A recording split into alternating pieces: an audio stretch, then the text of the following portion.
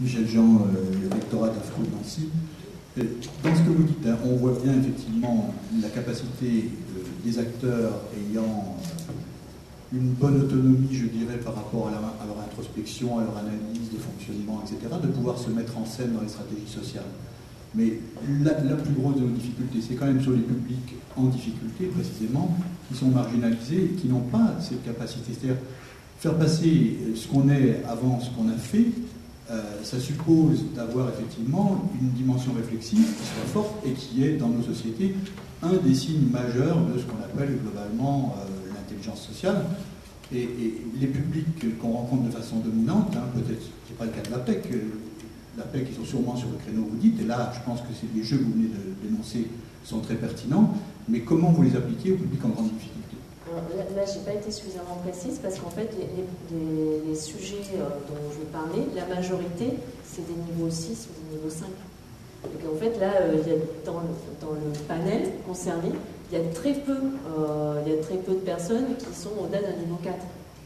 Donc c'est ça qui m'a profondément interpellée parce que je m'attendais pas à ça, c'est qu'en fait, la majorité sont des personnes qui effectivement sont sur des niveaux 6 et des niveaux 5.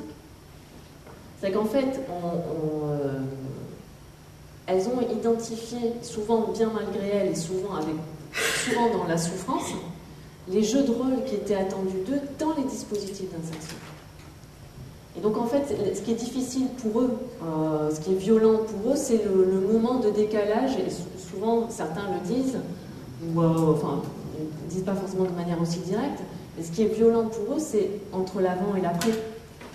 Toute la période où en fait ils ne comprennent pas ce qu'on attend d'eux, ils ne comprennent pas pourquoi on leur demande d'analyser leurs pratiques, ils ne comprennent pas pourquoi on leur demande de faire retour sur ce qu'ils ont vécu, sur ce qu'ils ont fait, jusqu'à ce qu'ils comprennent qu'en fait c'est la norme dominante. Et là, quand ils comprennent que c'est la norme dominante et que c'est comme ça que se fait le recrutement dans le champ du travail, que c'est comme ça que fonctionnent les organismes de formation, ils apprennent à en jouer. Et certains disent même qu'en fait, dans certaines situations, ils se sont retrouvés avec un point d'écart parce qu'ils avaient, je pense à un jeune homme qui avait, je crois qu'il avait 24 ou 25 ans, qui était sorti, un petit passage en prison, tout ça, enfin, des expériences de vie un peu brutales, très très très jeunes, qui relevaient une problématique d'illettrisme, mais vraiment du travail, et qui dit, au bout d'un moment, dit-il, ça m'a gavé.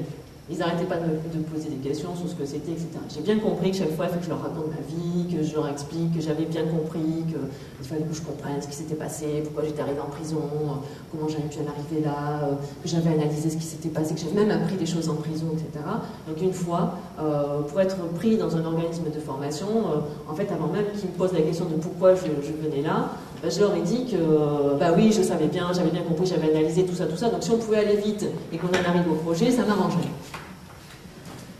Et donc là, il dit, bon, ça, j'ai bien compris que c'était pas ça, qu'il fallait jouer le jeu de la mise en scène. Il dit, mais ça, je l'ai compris après. Alors, encore une fois, je me suis fait virer. J'ai pas été pris. Il dit, mais à force d'avoir eu des entretiens, à force d'avoir, maintenant, je m'adapte. Ça glisse. Et en fait, ce qu'il dit, c'est la violence que ça représente pour eux, que d'intégrer ces formes-là. Et par rapport à ce que vous dites, il y a eu des expérimentations d'organismes de formation et d'insertion qui se sont demandé effectivement dans quelle mesure on pouvait apprendre à certains publics qui ne comprenaient pas ces règles sociales-là, à apprendre à devenir interne.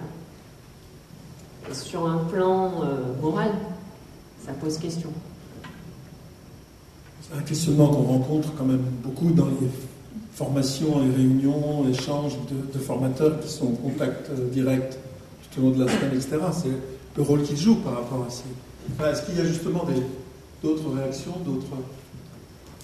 Bonjour. Dans ce que vous avez dit à la fin, dans la phrase ce que vous avez dit à la fin, il me semble qu'il y a une assimilation qui est faite, peut-être pour mon goût, très rapide, entre le travail de la réflexivité, et vous faites un lien directement avec ce qu'ils sont. Il me semble que dans le travail de réflexivité, pour ma part, dans le métier que je fais, il y a aussi la dimension de ce qu'ils font, c'est pas aussi dissocié que ça. Et ce qui est justement intéressant, c'est l'interaction entre les deux, d'une part. Et d'autre part, dans ce que vous dites, il ne semble pas que ce qui pose problème, ce soit la réflexivité, mais plutôt l'injonction de réflexivité, que je rencontre aussi dans certaines institutions qui demandent à leurs professionnels d'aller en analyse des pratiques sous injonction. Voilà, donc j'avais envie de faire la différenciation entre les deux parce qu'elle me semble extrêmement importante. Oui, tout à fait. De manière rapide,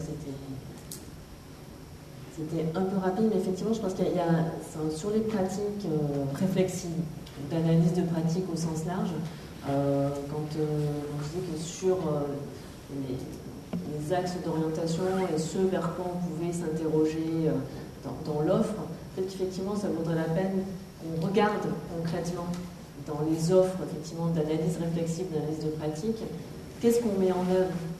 Est-ce qu'effectivement on est bien sur l'analyse de l'action, de ce qui est fait, plutôt que